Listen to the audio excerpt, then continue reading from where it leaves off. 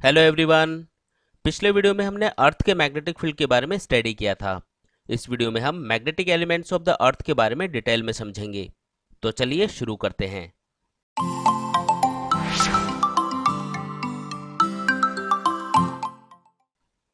तो सबसे पहले हम ये समझते हैं कि magnetic elements of the earth का मतलब क्या है। तो देखो, अब ये तो हम जानते हैं कि अर्थ के चारों तरफ इसका मैग्नेटिक फील्ड होता है, लेकिन अगर हमें अर्थ के ऊपर किसी भी जगह पर इसके मैग्नेटिक फील्ड को डिस्क्राइब करना हो या इसके बारे में बताना हो तो ये हम कैसे करेंगे। तो देखिए, अर्थ के ऊपर किसी भी जगह पे इसके मैग्नेटिक फील्ड के मैग्नीट्यूड और डायरेक्शन को पूरे तरीके से डिफाइन करने के लिए हम जिन फिजिकल क्वांटिटीज को यूज करते हैं उन्हें magnetic elements of the earth कहा जाता है। बेसिकली अर्थ के तीन मैग्नेटिक एलिमेंट्स होते हैं। इसमें से पहला है मैग्नेटिक डिक्लाइनेशन, दूसरा है मैग्नेटिक इंक्लाइनेशन और तीसरा है horizontal component of the earth's magnetic field. तो चलिए अब हम सबसे पहले मैग्नेटिक डिक्लाइनेशन को थोड़ा डिटेल में समझते हैं।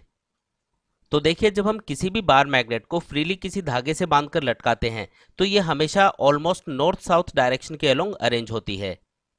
हम जानते हैं कि फ्रीली सस्पेंडेड मैग्नेट के नॉर्थ पोल और साउथ पोल को मिलाने वाली लाइन को मैग्नेटिक एक्सिस कहा जाता है। तो इस सिचुएशन में इस फ्रीली सस्पेंडेड मैग्नेट की मैग्नेटिक एक्सिस और ज्योग्राफिक एक्सिस के बीच का जो एंगल होता है उसे ही मैग्नेटिक डिक्लाइनेशन कहा जाता है। मैग्नेटिक डिक्लाइनेशन को नॉर्मली थीटा के सिंबल से रिप्रेजेंट किया जाता है।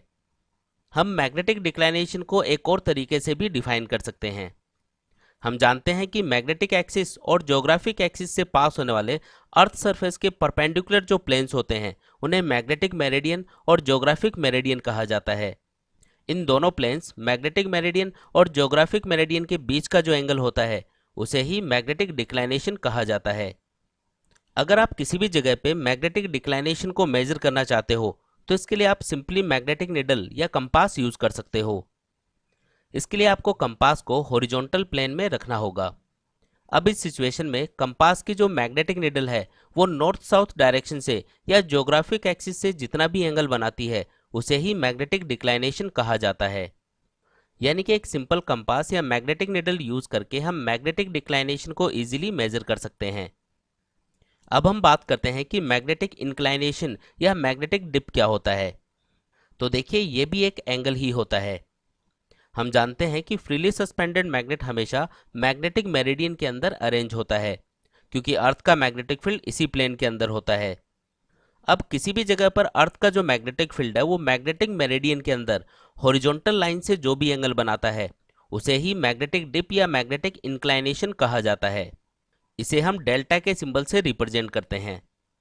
किसी भी जगह पर इस डिप एंगल या मैग्नेटिक इंक्लाइनेशन को मेजर करने के लिए हम एक डिवाइस यूज करते हैं जिसे डिप सर्कल कहा जाता है। इस डिवाइस के अंदर एक मैग्नेटिक निडल होती है जो कि वर्टिकल प्लेन में घूमने के लिए फ्री होती है।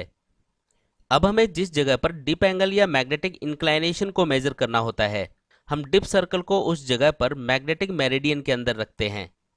अब मैग्नेटिक निडल हॉरिजॉन्टल लाइन से जितना भी एंगल बनाती है उसे ही मैग्नेटिक डिप या मैग्नेटिक इंक्लाइनेशन कहा जाता है। अर्थ के ऊपर अलग अलग जगह पर डिप एंगल भी अलग अलग होता है।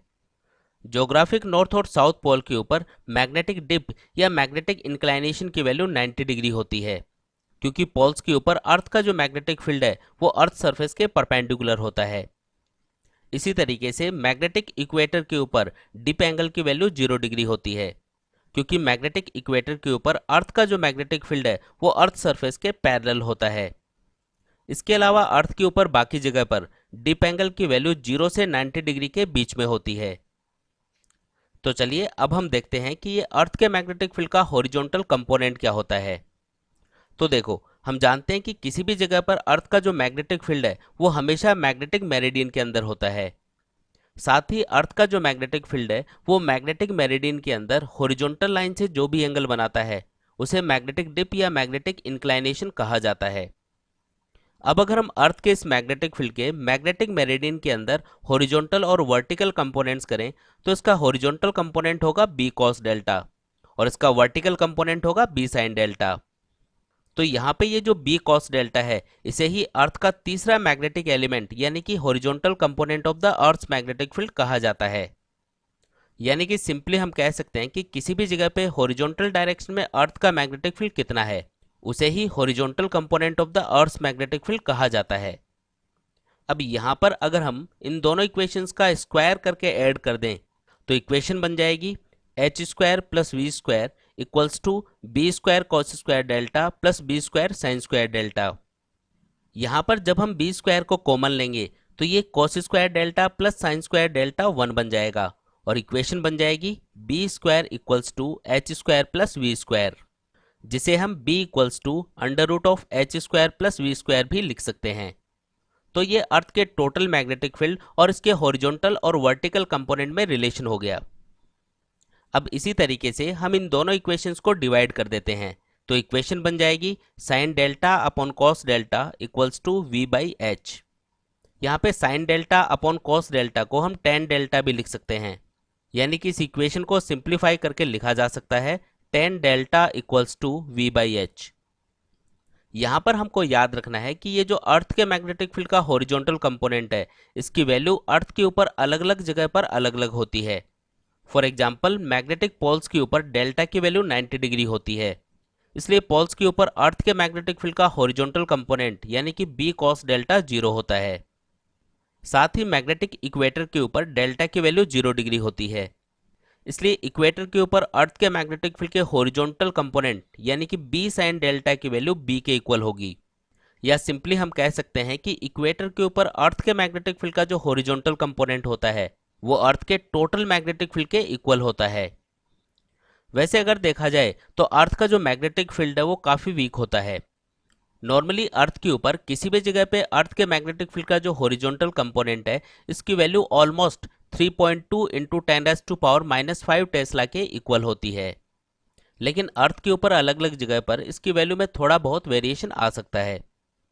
यहाँ पर हमको एक और इम्पॉर्टेंट बात याद रखनी है कि अर्थ का जो मैग्नेटिक फील्ड है इसका जो हॉरिजॉन्टल कंपोनेंट होगा इसकी डायरेक्शन अर्थ सरफेस के ऊपर ज्योग्राफिक साउथ से नॉर्थ पोल की तरफ होती है। या सिंपली हम कह सकते हैं कि अर्थ के मैग्नेटिक फील्ड के हॉरिजॉन्टल कंपोनेंट की डायरेक्शन साउथ से नॉर्थ डायरेक्शन में होती है। तो गाइज इस वीडियो में हमने अर्थ के 3 मैग्नेटिक एलिमेंट्स को डिटेल में स्टडी किया। इसमें से पहला मैग्नेटिक एलिमेंट था मैग्नेटिक डिक्लाइनेशन, दूसरा मैग्नेटिक एलिमेंट था मैग्नेटिक डिप या मैग्नेटिक इंक्लाइनेशन, और तीसरा मैग्नेटिक एलिमेंट था horizontal component of the earth's magnetic field. I hope आप लोगों को ये टॉपिक अच्छे से समझ में आया होगा। फिर भी अगर आपको इस टॉपिक से रिलेटेड कोई भी डाउट्स हैं तो आप नीचे कमेंट बॉक्स में कमेंट करके पूछ सकते हैं। मैं आपके कमेंट्स और डाउट्स का जरूर रिप्लाई करूंगा। तो मिलते हैं एक न्यू वीडियो के साथ, तब तक के लिए take care and good bye.